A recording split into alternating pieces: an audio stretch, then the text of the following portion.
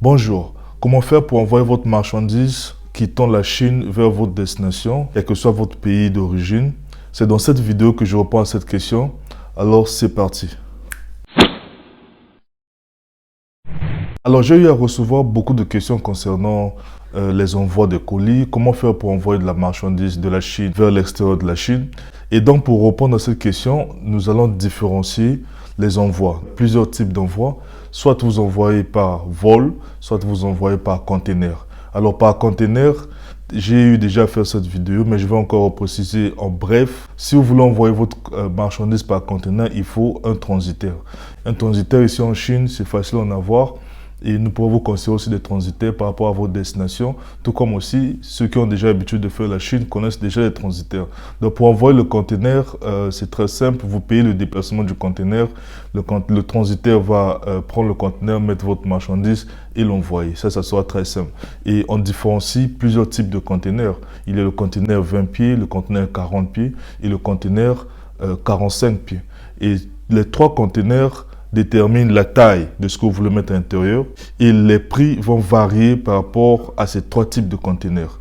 Donc, ça dépend de ce que vous voulez mettre à l'intérieur. Si ce sont des choses qui demandent à ce que vous utilisez un conteneur 40 pieds, alors là, il n'y a pas de problème. Si c'est aussi pour 20 pieds ou pour 45 pieds, il n'y a pas de problème. Le prix du déplacement, ça varie chaque semaine. Par exemple, pour cette semaine, le 40 pieds est à 8 000 $. Le 20 pieds est à 5 000 $. Le 45 pieds est à 8 500 $. Alors, passons maintenant à ceux qui veulent envoyer des colis qui ne sont pas assez énormes, pas obligés d'utiliser tout un conteneur. Comment faire? Ça s'appelle le groupage. Pour envoyer soit seulement une petite marchandise, une machine ou juste des kilos, je vais juste utiliser le groupage. Ce que nous appelons le groupage ici, ça veut dire qu'il y a des agences maritimes qui sont là, ils ont loué leur propre conteneur et ils appellent maintenant ceux qui ont des marchandises. Ils vont ramener vers ces gens-là, ces agences-là. Ces agences vont collecter en fait ces marchandises, mettre dans les conteneurs et ensuite envoyer par une seule destination. Et arrivé à la destination, puisqu'ils avaient déjà enregistré tous les colis avec leur nom, ils vont juste appeler et vous viendrez avec votre argent pour retirer. Et pour ce faire, ils vont vous taxer par CBM. Le CBM, c'est l'unité de mesure qu'ils utilisent souvent pour évaluer l'espace. Donc, un CBM, c'est égal à 1 mètre cube. On vous donne l'espace d'1 mètre cube que vous mettez votre marchandise. Et le prix varie de la destination à une autre. Il suffit juste de contacter ces agences maritimes. Ils vous donneront le prix de leur CBM. Par exemple, pour envoyer au Gabon, pour envoyer en Côte d'Ivoire, au Congo, en Algérie, en Tunisie. Ils vous donneront le prix parce que le prix n'est pas pareil. À ce moment-là, vous pourrez envoyer votre marchandise. Vous n'aurez pas besoin de dédouaner, vous n'aurez pas besoin d'autres frais en réalité parce que quand ils vous donnent le prix du CBM, ça inclut et la douane et tout. Donc c'est comme ça qu'on envoie si c'est par exemple une marchandise qui mérite que ça parte par conteneur. Parmi les marchandises qui méritent que ça parte par conteneur, nous avons cité les machines qui sont très lourdes.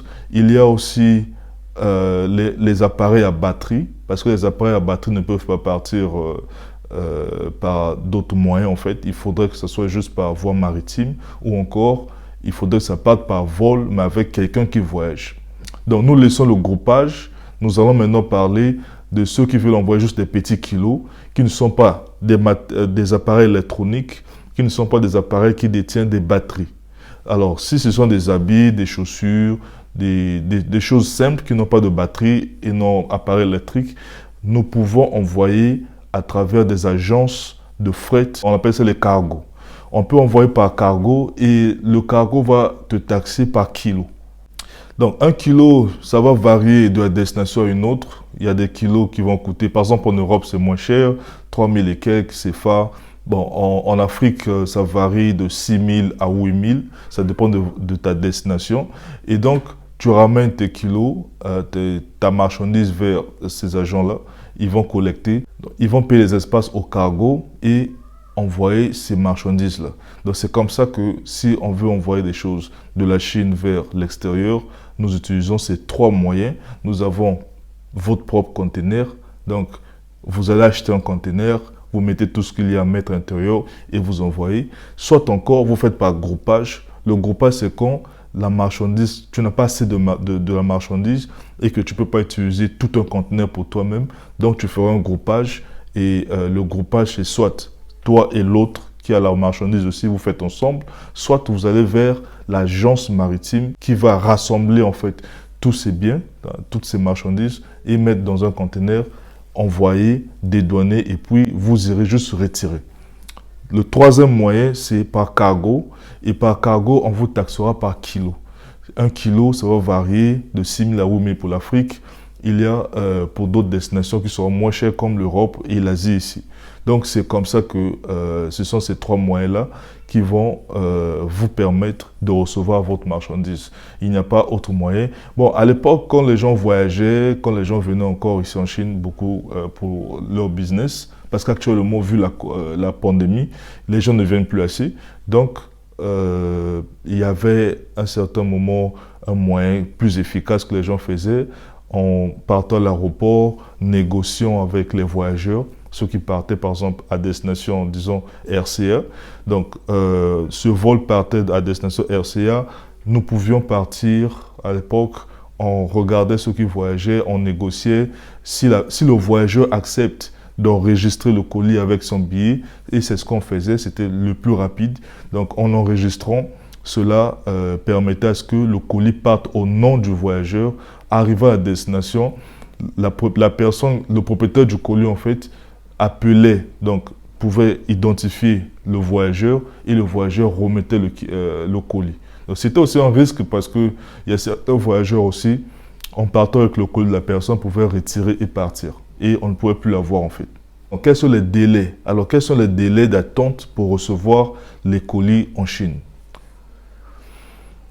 Nous avons parlé de trois moyens. Le premier moyen, c'est par votre propre conteneur. Alors, si c'est votre propre conteneur, vous devez attendre à ce que le conteneur arrive à votre destination, donc à votre port. Alors là, ça varie. Il y a des compagnies qui vont faire que 21 jours, il y a des compagnies pour 25 jours, il y a des compagnies pour 30 jours. Et donc, dès que le conteneur va arriver à votre port de destination, ça va prendre encore un peu de temps, disons maximum une semaine pour le dédouanement. Donc, pour faire le circuit douanier et puis sortir définitivement du port. Donc, il faut prendre maximum un mois pour que le conteneur quitte véritablement la Chine pour arriver dans votre pays et ensuite dédouaner pour partir. Dans le dédouanement, généralement, ça fait une semaine, s'il n'y a pas de complications. Donc, comptons un mois. Et quand tu iras vers l'agence maritime pour le groupage, vu que le groupage, ce n'est pas automatique dès que tu déposes ton colis et que c'est le même jour que ça va quitter la Chine. Ce n'est pas ainsi. Alors, le groupage prendra un peu plus de temps. Pourquoi? Parce que ça doit attendre que le conteneur soit rempli. Et en fait, l'agence maritime a plusieurs destinations. Il peut avoir plusieurs colis, mais de différents pays. Donc, il ne mettra pas dans un seul conteneur. Il doit attendre à ce que une seule destination ait plusieurs colis pour faire un conteneur afin que ce conteneur quitte la Chine. Alors là, vous serez patient. Le temps que cette destination prendra pour remplir un conteneur, c'est le temps le temps d'attente. Et dès lors que le conteneur sera rempli, nous repartons encore à l'idée initiale de un mois parce que les 1 mois vont permettre à ce que le conteneur quitte la Chine. Ça peut faire 32 jours, ça peut faire 21 jours. Ça arrive à destination, ils vont dédouaner et donc la marchandise va sortir. On vous appellera pour retirer. Ce qui fera le temps d'attente pour remplir le conteneur, plus le transport et le dédouanement. Donc le groupage prendra plus de temps pour récupérer votre marchandise. Alors le troisième moyen que nous allons parler, c'est le cargo.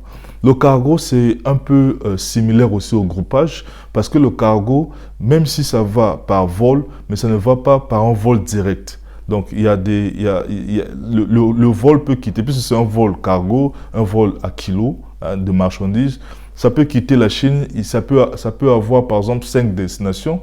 Donc, de la Chine, ça va à tel pays, ça doit décharger la base, de la base, ça continue. Et voilà pourquoi, au maximum, quand on envoie le colis par cargo, ça doit prendre maximum 2 semaines. Donc 2 semaines, c'est le temps d'attendre. Et là, nous ne comptons pas aussi du fait que avant que l'agence de fret envoie sa cargaison, il doit aussi totaliser le nombre de kilos requis. Sa cargaison a le nombre de poids requis, donc il doit remplir ça avant d'envoyer.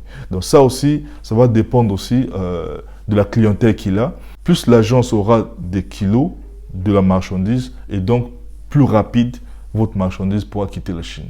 Donc c'est un peu ça les envois de kilos. Vraiment, si tu achètes des choses ici en Chine, comprenez ces 3 moyens, comprenez aussi le temps que ça prendra pour que ça arrive. Merci beaucoup de m'avoir suivi. C'est Cardorel Obombi, l'expert du marché chinois.